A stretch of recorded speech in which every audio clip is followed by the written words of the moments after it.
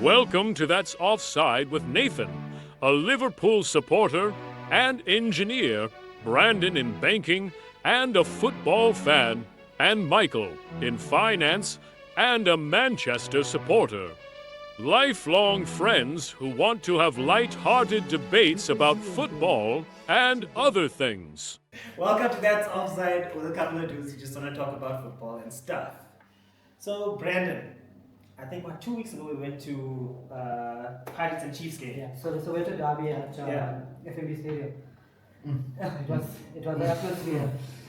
Yeah, 90,000 venue, 500,000 people. Yeah, there's like 120,000 people. But yeah, the security was You know that it was on the news and there was an article about how many people attended and stuff like that. But it wasn't we got into the stadium. It wasn't. They were scanning the tickets, but it wasn't like so strict. Yeah. I'm gonna tell you. So while we were scanning tickets, there was a guy in the back of us, and he was like, "Hey, brah, are we sharp?" And then he comes to the front, and the guy's like, "Just come through quickly." Yeah. I think we walked through a few just for free. Yeah, so Why don't we pay for tickets? exactly. No, we know for next Hey. time. Yeah. But here's what we go to next Hey, time. we are the gentlemen. Yeah, okay, Hey, okay. this is how it didn't start, Yes, yo, yeah. when Look, already starting with the corrupt ways. Yes. That's why South African football will be shut because of your corrupt ways. You don't want to pay, you want to go for free. Okay, you're right. Guys, make sure you pay for your tickets when you go to the games. Mm. Even if you Actually, don't make sure you pay for your tickets when you go to the game. Make sure you go to all of the games, not just Pirates versus Chiefs. Because when we go for other games, then the stadium is less than 500 people, less than 10,000 people in the stadium. So I think they make a fuss about this game, and the game wasn't even that exciting. So can I ask a question?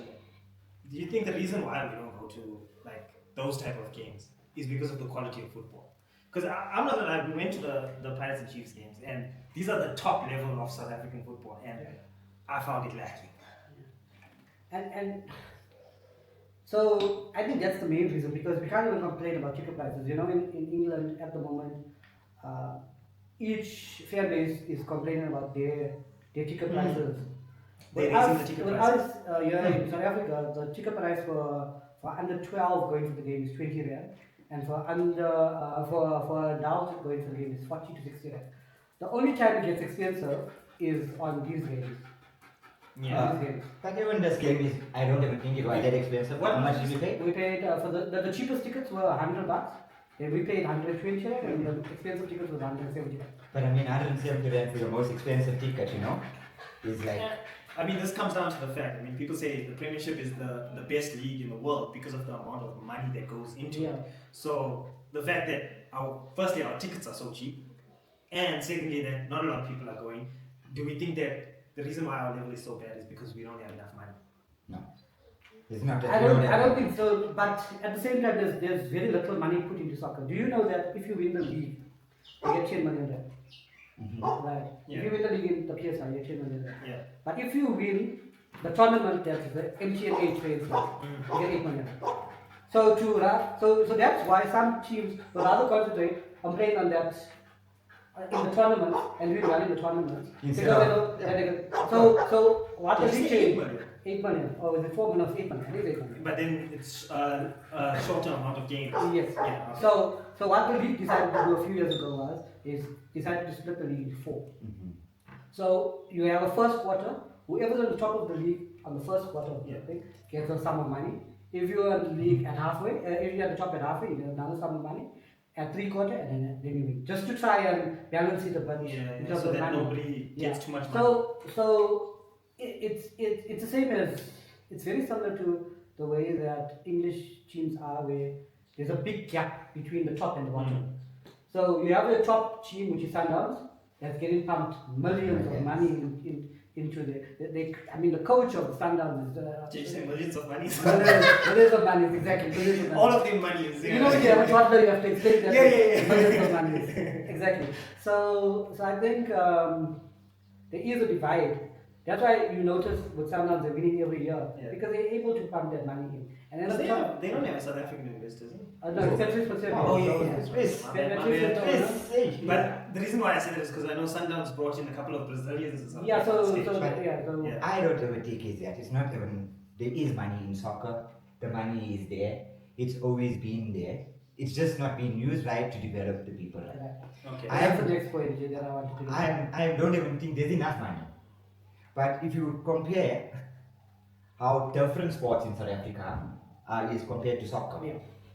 when you play tennis, rugby, Cricket. cricket, where do they start from? Baker's Biscuit cricket team. I remember I was in Baker's Biscuits. Right, you remember, but they professionalize you already from that young age. Now, when you start here, what do? We play because we want to be soccer players, but we're not professionalizing ourselves. We are just playing on the street, we're playing with coaches and stuff. There's no development I think happening. If you go look at any other sport, rugby is the best example. Yeah. Rugby was always there, but the structures is so proper from the bottom. From grassroots. From grassroots, if you go for a rugby match, Brandon, any match, I'm not talking Bulls versus Lions, I'm saying Bulls versus The cheetahs. Cheetahs. Yeah. Is the stadium's not full all the time? Yeah. But Cheetahs is it? I don't know who they are. We know Bulls, but every stadium is full. When you go to a normal match, like for you, Brandon, when you take your son, Yeah. right? For a rugby match, all the parents are there. Yeah. If you go for a soccer match, it's your bras. Yeah, It's your friends. It's not supported. It's not developed from that age. So I think I'm gonna go back to the development part of it. So I played soccer when I was younger. In the area we grew up in, how many teams do you think were there? One day, it was a small league. I think it was 18 So or something. let's say I started playing soccer at under 9 level. Yeah. How many under 9 teams do you think were in Indonesia soccer? Oh, under 9. Yo, Sure, maybe I 2. know. Less. 0. 0. So I had Already. to travel to learn or I had to Yeah. travel to Indonesia to play. Yeah. Right? So that under 9, so remember under 9 I started playing soccer. Yeah. I had to break a bet because of it's very tough to get cheap. Yeah. I started again playing with the teams. Right? There was no teams available still. I had to go and play in and Lens. Only when I started playing open, I was 14 years old when I started playing open soccer. Right? Then there was teams in South where I could play. So what I used to do was I used to play under 17s in Lens and open in South. Because there was no teams. At what age? At 14. Right. So anyway, so that's how I was. Yeah. Guess what? The coaches there was an uncle that was drinking on a Saturday night. But the coach us on a Sunday morning. Yeah, you know, Right? yeah. So that's the level of what it is. Slowly over time, it's beginning to change. Yeah. Right? How many academies do you think are in Johannesburg at the moment? Let's say last 10 years. Okay, soccer academies. The only ones I know is there's the Nike one in Soweto. Yeah. Then I know Wits has their academy. Mm-hmm.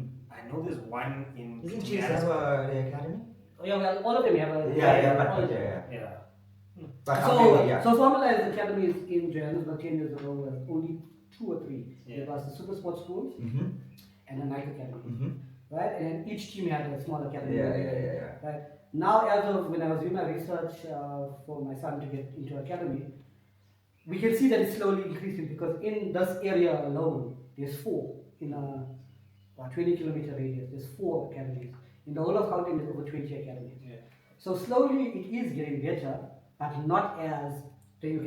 So in the UK, like I said, Indonesia or Indonesia South, there was 0 teams.